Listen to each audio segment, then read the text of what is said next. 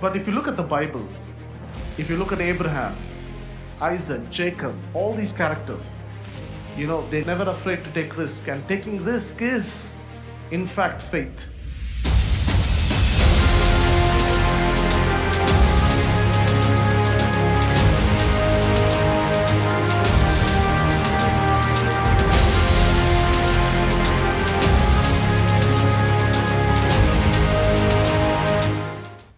Elijah is the most admired and appreciated prophet in the Bible.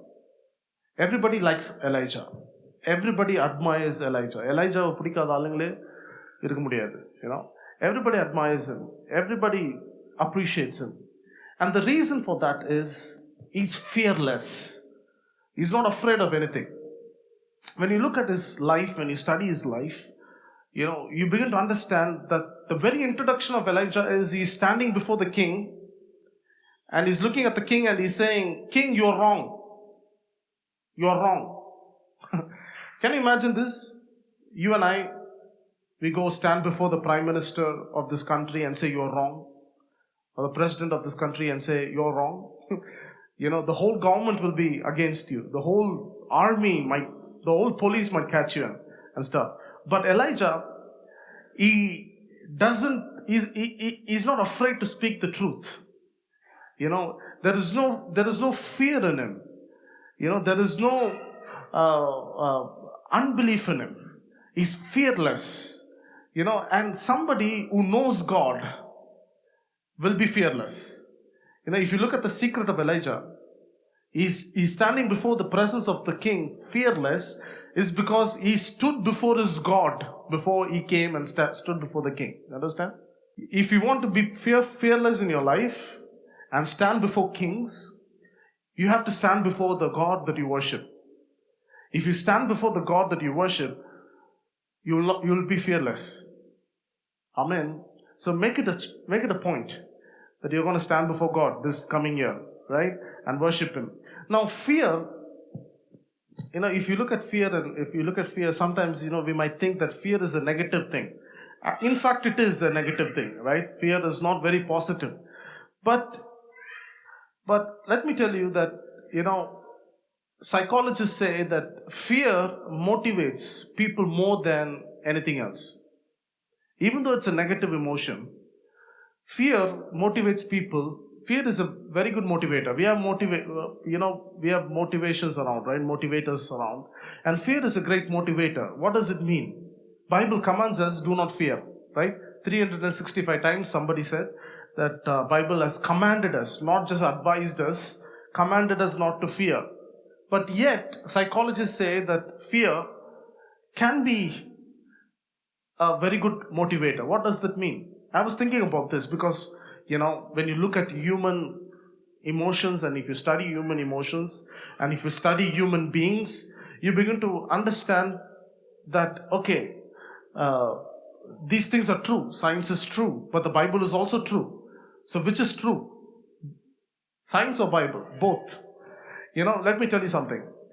Fear, you can use fear for your advantage. Right? You can use fear, not to pull you down, but you can actually use it as a very good motivator. For example, if somebody in the church listens to the preacher saying, "Guys, don't fear. Do not be afraid of anything." Okay? And this guy takes it to his heart very strongly. He's not afraid. So he takes his bike and he rides around 120 kilometers or 140 kilometers. These guys, they ride the bike very rudely. So the police stops him and says, "Why do you ride your bike so rashly at 120 kilometers? But what would happen if you fall down and you break your head? You might die, right? And you don't wear a helmet. What's wrong with you?" And just imagine the guy replying, the young boy replying, "Well, I went to church and the pastor told me not to be afraid of anything. So I'm not afraid of speeding." Does it make sense? Logically, what he's saying is correct. Because he went to church and the church folks told him, "Don't be afraid."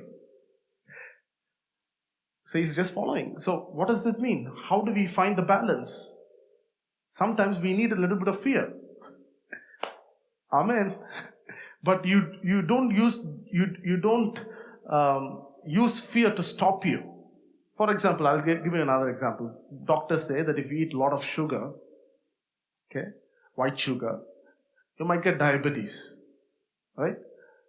Diabetes. If you eat a lot of sugar and don't do exercise, you get diabetes. Now, that should, when you listen to that information, how do you respond to that information, right? Because diabetes is a very serious disease, right? People lose their legs because of diabetes. Understand what I'm saying? So you take that piece of advice very seriously and you're afraid and you say, I don't want to end up losing my leg and not able to enjoy my life, old age. So I'm afraid. So I restrain myself from eating a lot of sugar. Understand? When temptation comes, I say no to it because I use fear as a motivator. Understand what I'm saying? Are you there? The same thing with drugs and alcohol. It's like a deep ocean, right? It just goes on. It just sucks you. Talk to any drug addicts. They'll say, they'll advise you. Somebody who has recovered from drugs, they'll say, man, that's a hellhole.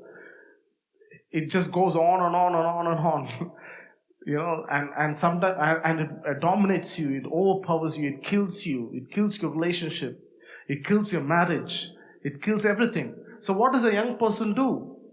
When he's tempted to try drugs, sometimes we listen to this, like, try. You have to try, yeah. Okay. So when temptation comes, you use that fear to resist that temptation, right? And then escape from the great tragedy which is awaiting you. Understand? So, fear is a good thing in a sense. It's good as long as it doesn't stop you from moving forward. Everybody say, fear is good as long as it does not stop me from going forward. So, if fear, approaches you in 2020, we all get afraid. Push your fear back. Don't let it stop you from going forward. But rather, make sure that the fear is behind you to push you forward. Amen. Are you there? Are you there? Don't let fear stop you, but rather let fear push you forward. Amen. Now, Elijah was fearless.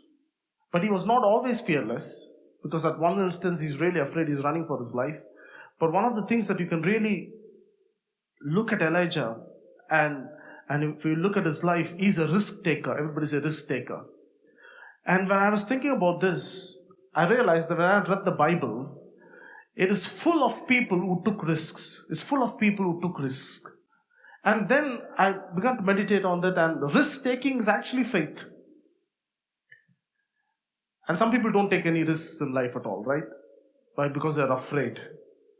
They let fear stop them rather than pushing their fear behind.